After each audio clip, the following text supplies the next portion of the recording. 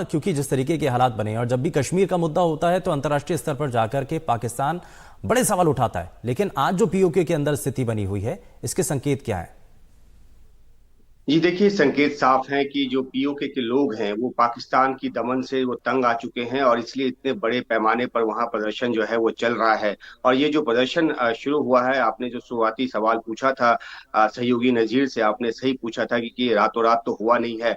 इसका जो बीज है वो पिछले साल ही पड़ गया था, जब सब्सिडी हटाने का फैसला जो है वो पाकिस्तान की सरकार ने लिया था। और पाकिस्तान की सरकार ने सब्सिडी हटाने का फैसला इसलिए लिया था क्योंकि उसको आईएमएफ से लोन चाहिए, और आईएमएफ लोन देने के लिए जो शर्तें रखी थी उसमें ये था कि सरकार अपने खर्चे को सही ढंग से निर्देशित करे, सही ढंग से उसको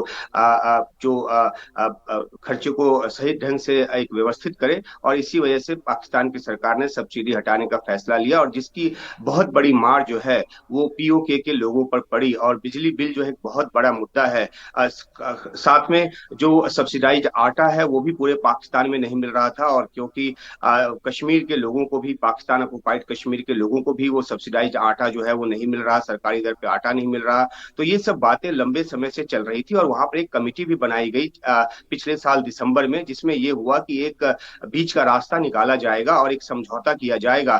फरवरी में एक समझौते की बात सामने भी आई, लेकिन उसके बावजूद जो है वो जम्मू कश्मीर ज्वाइंट अवामी एक्शन कमेटी ने 11 मई को, यानी कि कल को, एक लॉन्ग मार्च का आह्वान किया था। लेकिन उसके पहले ही Pakistan police, Pakistan rangers, frontier corps के जो लोग हैं उनको लगाकर पाकिस्तान की सरकार ने इस प्रोटेस्ट को दबाने की कोशिश की। अब जो आलम वहां से निकलकर सामने आ रहा है, जो दृश्य निकलकर सामने आ रहा है, जैसा कि नजीर ने भी बताया कि वहां जो है रास्ते जो है खोद दिए गए हैं ताकि पुलिस जो है या जो सुरक्षा बल हैं वो पहुंच न सके अलग अलग इलाकों में। मीरपुर और मुजफ्फराबाद ये दो ऐसे डिवीजन हैं जहां सबसे ज्यादा प्रोटेस्ट जो है वो देखने को मिल रहा है, और लोग जो है काफी गुस्से में हैं और अपनी तरफ से वो कोई कसर नहीं छोड़ रहे। और जिस तरह से ताकत का इस्तेमाल किया गया है उससे गुस्सा और ज्यादा यहाँ भड़का है।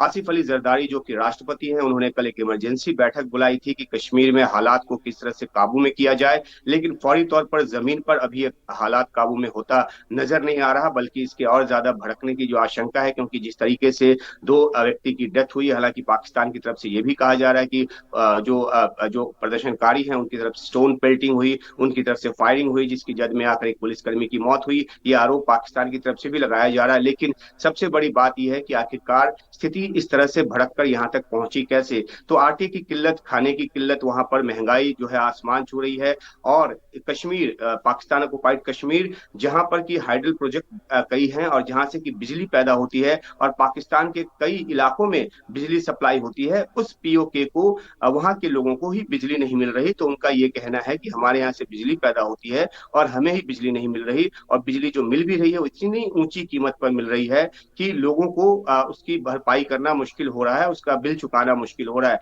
तो ये तमाम बातें हैं जिसको लेकर लंबे समय से गुस्सा पनप रहा था, और ये गुस्सा जो है फूट पड़ा है, जो सड़कों पर इस तरह के दृश्यों में नजर आ रहा है, जहां पे हजारों लोग जो हैं वो सड़कों पर हैं। और जहां कहीं पे भी पुलिस ताकत का प्रयोग कर रही है, पाकिस्तान रेंजर्स जहां पे ताकत का प्रयोग कर रहे हैं, वहां पे लोग भी अपनी तरफ से जो प्रतिवाद है वो करने की कोशिश कर रहे हैं। और इस बीच में काफी हिंसा वहां पर हो रही है, जिसकी जद में दर्जनों लोग आए हैं। तकरीबन 70 से ज्यादा या 90 के आसपास लोगों को गिरफ्तार किए जाने की अभी खबर आई है। अभी देखिए दृश्य जैसा कि दिख रहा है, लोगों ने बड़ी बड़ी सड़कें जो है वो खोद डाली है और पत्थर लगा लगा कर रास्ता ब्लॉक किया हुआ है। ये भी दृश्य कल देखने को आया कि किस तरीके से वहां पर पुलिस की गाड़ी को लोगों ने पलट दिया, उसको उसको पूरी तरह से तोड़ दिया, क्योंकि पुलिस जो है वो सख्ती से पेश आ रही थी और लोगों पर जो दमनकारी नीति अपना रही थी। तो जी। पाकिस्तान ऑक्युपाइड कश्मीर में हालात बहुत ज्यादा खराब हैं, और उसको काबू करना पाकिस्तान की सरकार के लिए मुश्किल हो रहा है।